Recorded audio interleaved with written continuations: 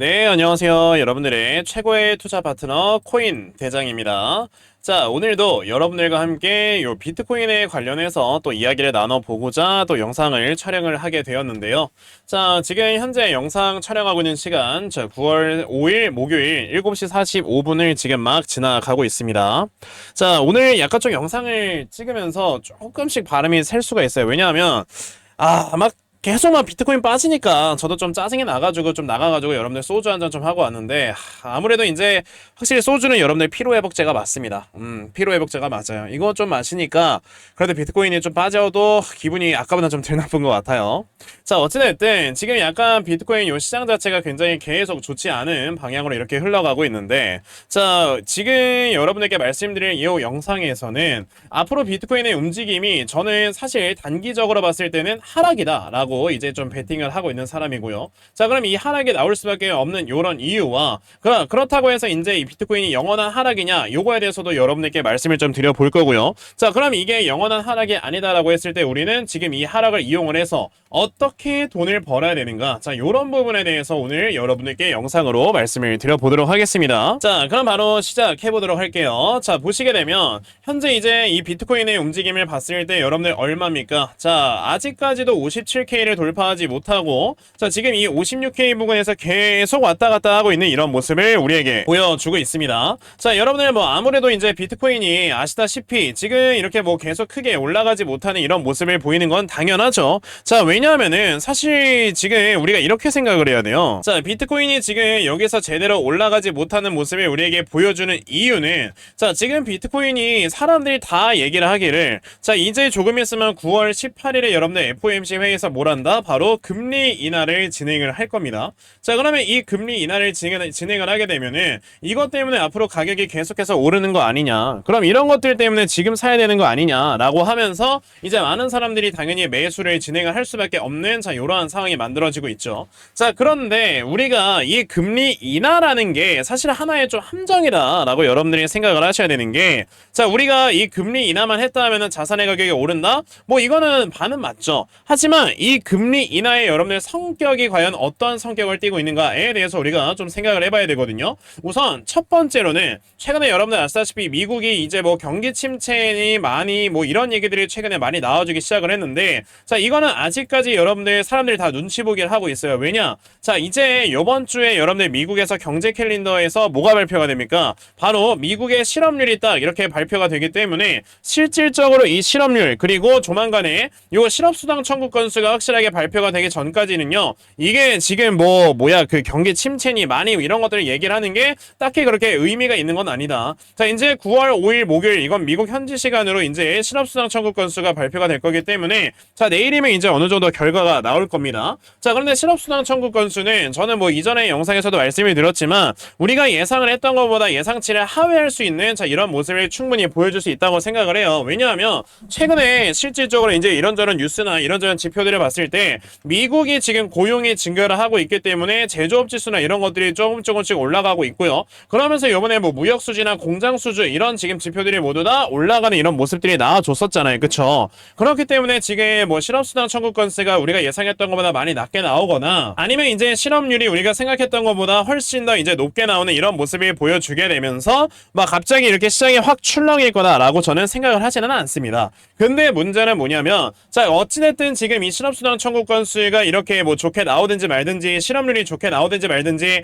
아직까지 여러분들 실업률은요, 다시 한번 말씀을 드릴게요, 4% 수준을 유지를 하고 있다는 게 중요한 거예요. 자, 원래 미국이라는 나라는요, 이게 실업률이 여러분들 4%가 넘어가는 그 순간부터 보다 이거는 경기가 점점 침체가 되고 있다라고 이제 판단을 하는 나라가 바로 미국이란 말이지. 자, 그렇기 때문에 예전에는요, 요 실업률이 4%가 넘어가기 전에 이런 약간 조치들을 취하면서 최대한 4%가 넘어가지 않게 만들어냈었습니다. 자, 그런데 지금은 사실 이제 경기 침체가 뭐 오든지 말든지, 실업률이 올라가든지 말든지, 지금 미국이 이거를 왜 선제적으로 조치를 하지 못했냐면은, 지금 미국은 전 세계적으로 가장 중요한 이벤트를 기다리고 있잖아요. 바로 뭡니까? 올해 11월에 대선. 이 대선이 여러분들 어떻게 진행이 되느냐에 따라서 사실상 이제 미국 정치의 방향도 달라지게 되고요. 전 세계적인 이런 경제의 방향도 달라지기 때문에 지금은 여기에다 집중을 해야 되거든. 그러니까 지금 이 미국의 대선을 위해서 뒤에서 대선 자금이나 이런 것들을 엄청나게 풀고 있고,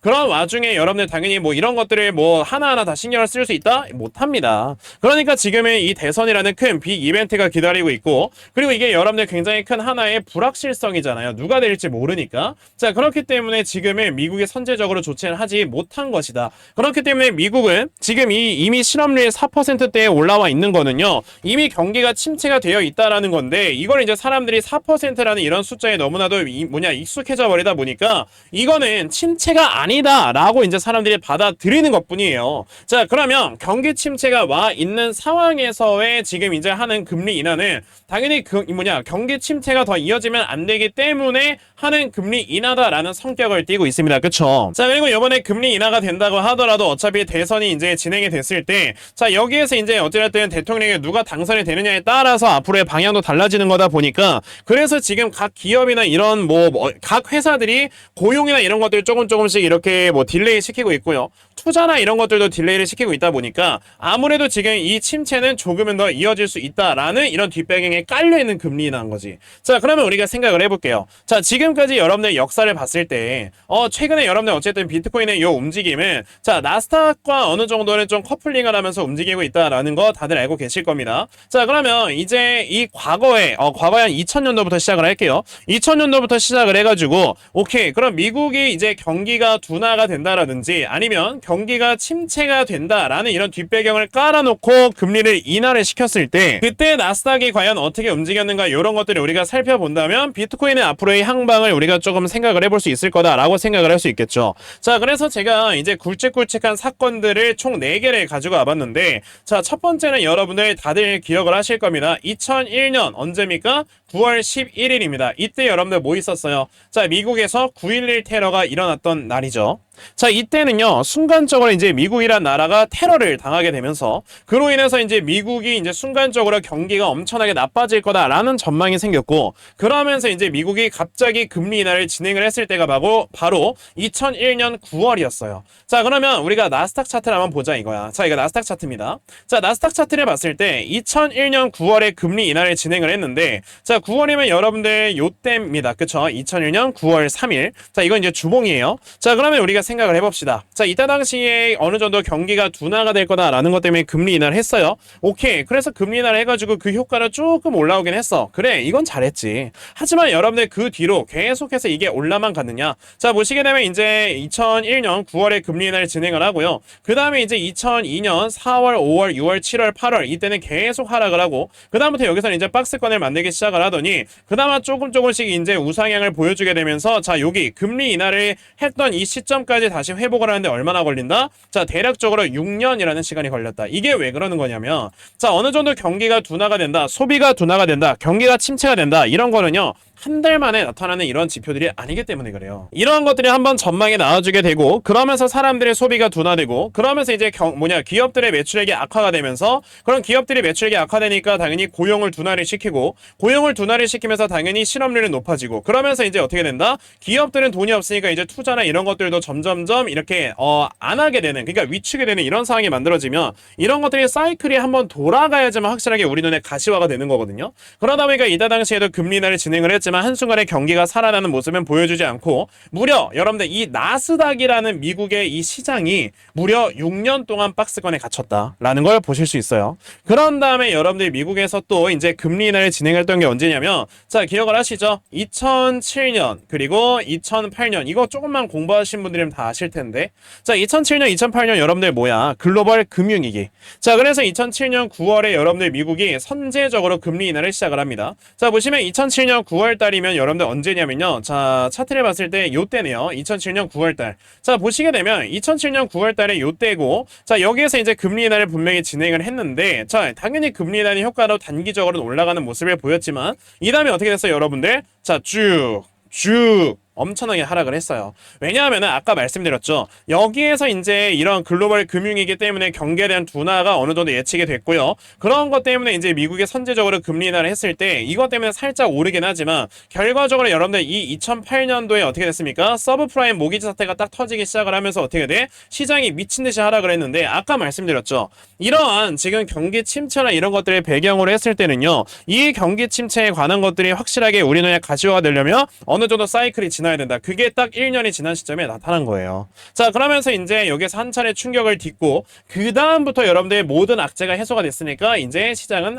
상승을 하기 시작을 한 거다라고 생각을 하시면 됩니다. 자, 그런 다음에 이제 미국이 언제 또 금리를 내렸었냐면 바로 2019년 7월에 자, 이때 당시 이제 미국의 경제 둔화 그리고 무역 전쟁, 미중 간의 무역 전쟁이 일어나게 되면서 자, 이제 미국이나 이런 전 세계적으로 소비가 많이 둔화가 됐었단 말이지. 자, 그래서 2019년 7월에도요. 미국에서는 이런 것 때문에 선제적으로 좀 금리를 인하를 해야 되겠다라고 얘기를 하면서 2019년 7월 달에 금리를 인하를 했습니다. 자, 2019년 7월이면 여러분들 요 시점이고요. 자, 이때 당시에도 금리 인하를 진행을 한 다음에 조금은 올라가지만 결국엔 어떻게 돼? 여러분들 하락을 하죠. 자, 그런 다음에 이제 조금 금리 인하에 대한 효과 때문에 쭉 올라가나 싶었는데 갑자기 여기서 뭐가 터졌다? 코로나가 터졌다. 자, 그래서 이제 마지막으로 말씀을 드리려는 금리 인하가 바로 2020년 코로나예요. 근데 여기서 여러분들 차이점은 뭐냐면 그러면 2020년 코로나 이후에는 계속해서 올라갔는데 이거는 그럼 어떻게 설명할 거냐라고 말씀하실 수 있죠. 이거는 여러분들 약간 좀 성격이 다른 게 뭐냐면 2020년 코로나 때는요. 이게 금리 인하를 하는 것만으로 전 세계의 경제가 살아나지 않으니까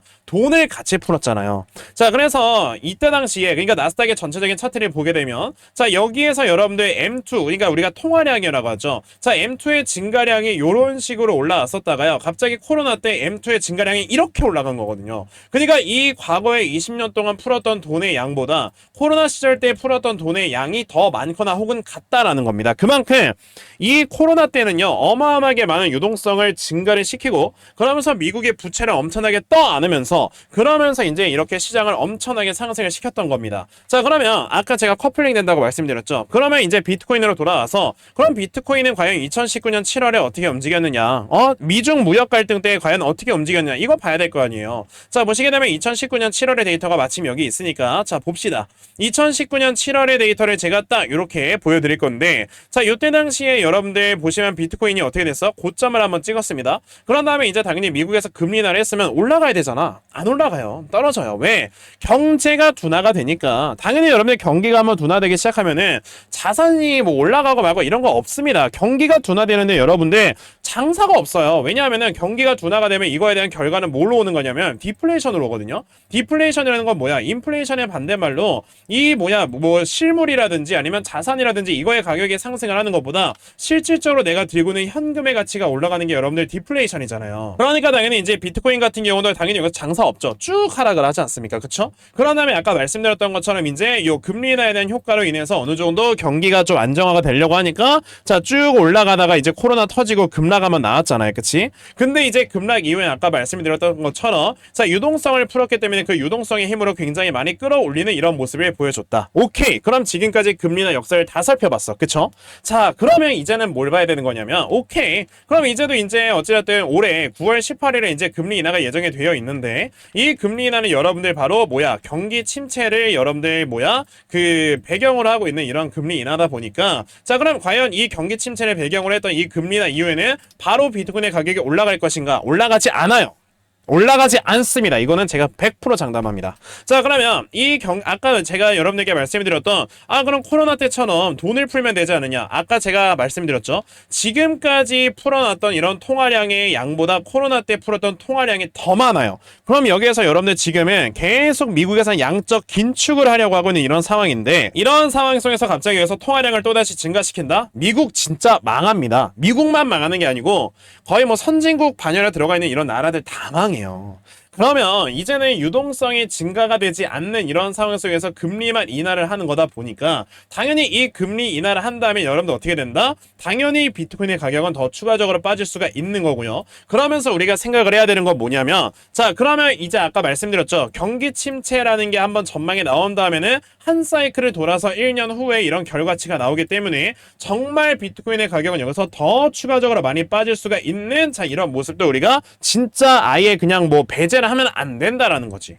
하지만 당연히 이제 비트코인이라는 거는요, 어느 정도 발행량이나 이런 것들에 대해서 한계가 있는 이런 자산이기도 하고요. 그리고 실제로 이제 각 나라의 부호들이죠, 부자들. 자, 부호들이 자신들의 자산을 옮기기 위해서 비트코인을 실제로 매수를 하고 있기 때문에 이거에 대한 가격은 꾸준하게 올라간다라고 볼 수는 있지만, 지금 단기간으로 바라봤을 때는요, 조금 더 빠질 만한 자리가 있기 때문에 우리가 되게 조심을 해야 되는 자리라는 거죠. 자, 그렇기 때문에 제가 예전에 여러분들께 말씀을 드렸던 게, 비트코인은 지금 이러한 우상향 추세가 만들어지고 있는 거거든요, 어떻게 보면. 자, 근데 이런 우상향 추세가 만들어지고 있는데 이거 뭐야 여러분들? 라이징 웨지. 자, 라이징 웨지가 만들어지는 이 구간 동안에는요, 진짜 우상향 추세 하단 부분까지 빠질 수도 있는 거고, 그랬을 때 여러분들 이거 얼마야? 44K까지도 진짜 빠질 수 있는 거예요. 다만 44K까지 빠진다고 해서 이 다음에 비트코인이 뭐 5억 10억 안 간다? 이렇게 말씀을 드린 건 아니라는 거죠. 자, 그러면 지금 비트코인 같은 경우는 단기간에는 하락에다가 우리가 베팅을 하는 게 맞기 때문에, 그래서 제가 지난 영상 썸네일에서도 지금은 매수를 할 때는 아니다,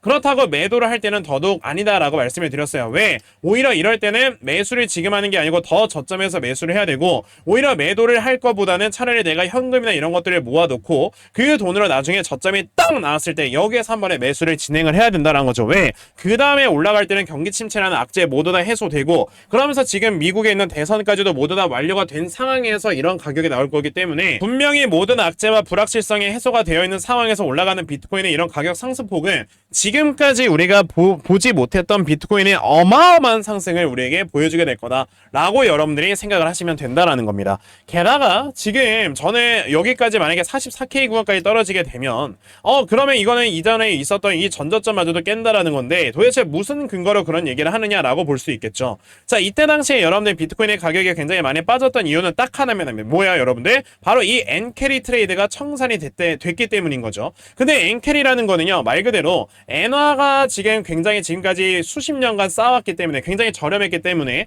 그래서 이 엔화를 대규모로 대출이나 이런 것들을 받아서 땡겨온 다음에 이걸로 미국 자산을 투자를 하는 거죠. 그러면 미국은 금리가 높으니까 이거에 대해서 차익을 볼 수가 있지 않습니까? 자, 그렇기 때문에 지금까지 엔캐리가 10년 넘게 가능했던 건데, 갑자기 얼마 전에 여러분들 뭐야? 일본에서 안 되겠다, 야 우리 지금 10년 넘게 경기가 멈췄어, 경제 성장이 멈췄으니까 엔화를 올릴게 라고 얘기를 하면서 이제 어떻게 했어요 여러분들? 일본에서 바로 금리 인상을 진행을 했죠. 그렇기 때문에 이때 당시에 순간적으로 미국으로 쏠려 있었던 이런 일본의 자금들이 다 청산이 되면서 일본으로 돌아오는 엔캐리 청산이 발생한 거고, 그러면서 여기서 엄청나게 크게 급락이 나왔던 거예요. 하지만 이런 사태를 보고 이제 일본에서 부랴부랴 야 금리 인상을 조금 우리가 보수적으로 생각을 해볼게 라고 얘기를 하니까 순간적으로 아래꼬리 달고 올라온 거거든요. 자, 근데 이게 지금 좀 문제가, 갑자기 일본에서 또 이 지랄을 합니다. 그냥 지랄이라고 할게요. 갑자기 이 지랄을 해. 왜냐하면은 지금 일본이란 나라가 과거만 하더라도 진짜 거의 뭐 전 세계를 호령을 했던 나라죠.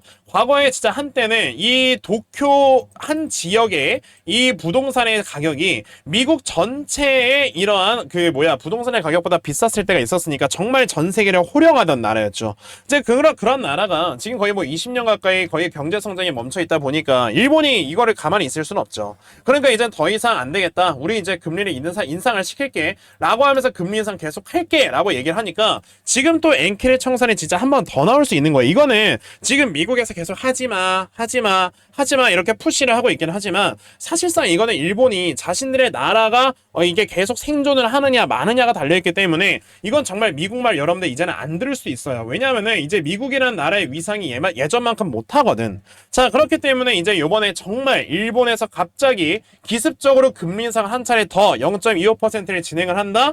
그러면은 엔캐리 청산이 여러분들 한 번 더 이루어지게 되면서 당연히 어떻게 된다? 여기에서요 정말 순간적으로 어마어마하게 많은 물량이 쏟아지면서 쭉 떨어지고, 그러면서 아까 제가 예전부터 말씀드렸던 이런 우하향 추세가 진짜 완성이 되는 이런 모습이 쫙 나오게 될 거다라고 생각을 하셔야 돼요. 그렇기 때문에 지금 이 비트코인이든 알트코인이든 어떤 코인이든지 간에 지금은 투자를 하시는 분들께서는 꾸준하게 현금을 모아가시는 것이 지금은 여러분들께서 하셔야 되는 바로 현명한 매매 방법이다 라고 말씀을 드리겠고요. 그럼 내가 이 현금을 그냥 모아만 있어야 되냐? 아니죠. 이런 현금을 여러분들이 꾸준하게 조금씩 이제 뭐 단타를 하든 뭘 하면서 꾸준하게 내 현금 자산을 불려가면서 나중에 확실하게 저점이 잡히는 요 44K 구간에서 뭘 해라? 그냥 여러분들 인생을 걸고 몰빵을 해라. 뭐 몰빵까지는 아니더라도 인생을 걸고 투자를 해라. 그러면 결과적으로 여러분들의 인생에 바뀔 수 있는 이런 매매를 충분히 할 수가 있을 것이다 라고 말씀을 드리면서 오늘 영상은 여기까지 하고 마치도록 하겠습니다. 자, 오늘 제가 약간 좀 부정적으로 여러분들께 말씀을 좀 드려보도록 했는데, 아무리 그래도 이제 우리가 약간 맨날 뭐 올라간다 이렇게 약간 좀 사탕 발린 말만 듣는 것보다 확실하게 냉정하게 시장을 바라보고, 그러면서 여러분들이 냉정한 판단과 함께 투자를 이어나가야 확실하게 돈을 벌 수 있다라고 생각을 하기 때문에 오늘 아까 말씀드렸죠, 소주 한잔하고 여러분들께 이렇게 말씀을 드리는 겁니다. 그래서 오늘 제 이 영상이 여러분들께 도움이 되었다라고 생각을 하신다면요, 자, 좋아요부터 한 번씩 여러분들 꾹 눌러주시고, 제가 다음에는 더 알찬 내용을 준비를 해서 가져와 보도록 하겠습니다. 아시겠죠? 자, 그러면 영상 여기까지 시청해 주셔서 대단히 감사하고요. 자, 여러분들 스트레스 받으신 분들, 자, 소주 한잔 하세요. 오늘 이거는 피로회복제가 분명합니다. 한잔 하시고 그냥 푹 주무시고 1년 후에, 아니 3년 후에 부자 될 수 있는 나의 이 모습을 상상하면서, 자, 오늘 한숨 푹 주무시길 바라겠습니다. 자, 그럼 내일 영상으로 찾아뵙도록 할게요. 안녕.